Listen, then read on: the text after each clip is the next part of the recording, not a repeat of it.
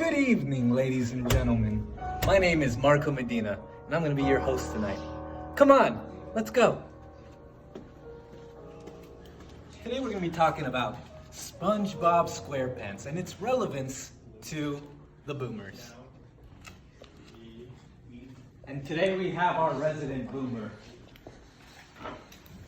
Why are we promoting that? Come on, let's have a seat.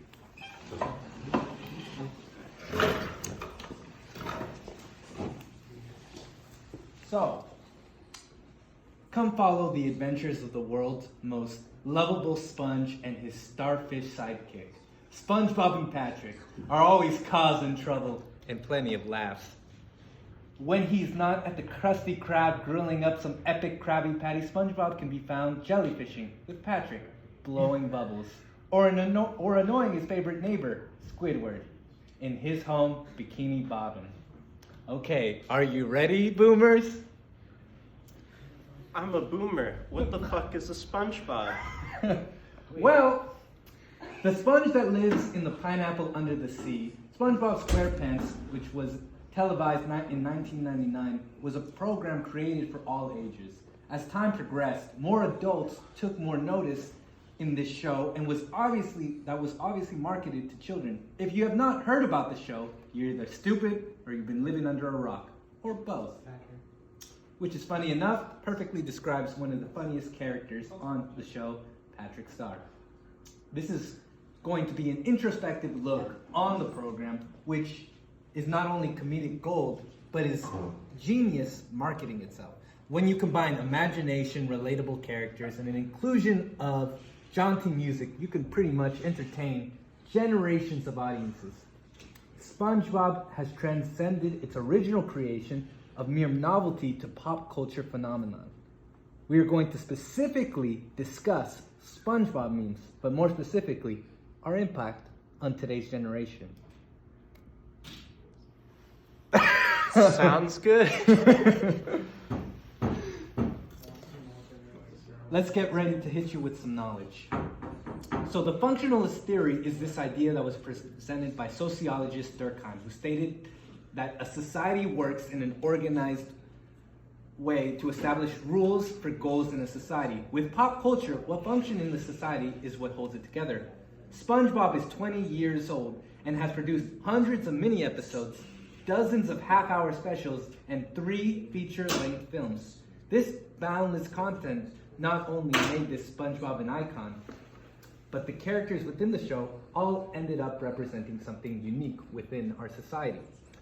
A picture says 1,000 words, and this is true regarding the images of this show.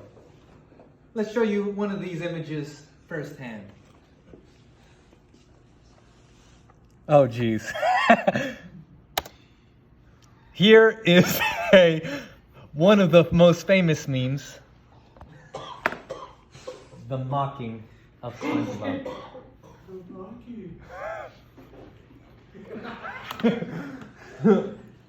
So, when you see this image, what do you think?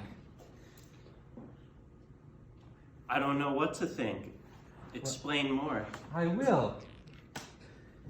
You probably look as confused as this character right here, Mr. Krabs.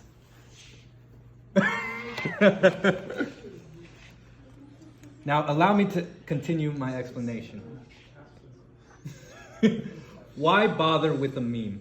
It's easier to come and just type out conversations, where in communication, our generations differ. We live in this fast-paced and digital world where information is much faster, and we get it in faster amounts of time. But to connect with younger generations, we don't talk or type anymore.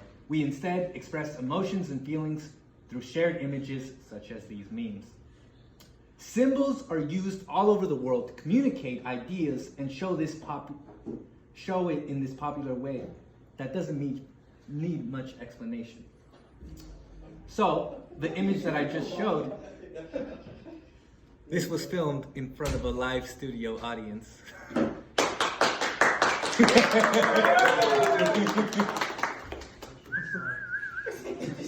Marco. It's not done. If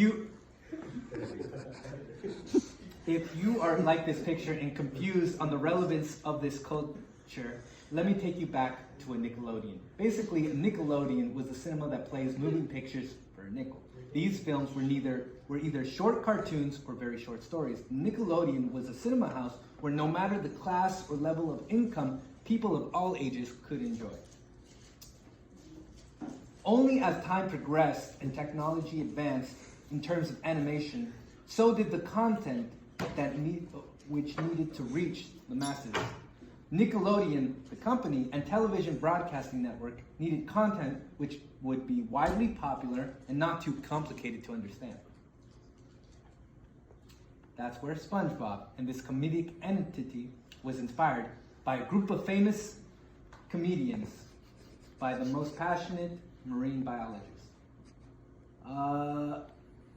His name was Hillenberg, and he was inspired by comedians such as Pee Wee Herman, and one second, get my notes here.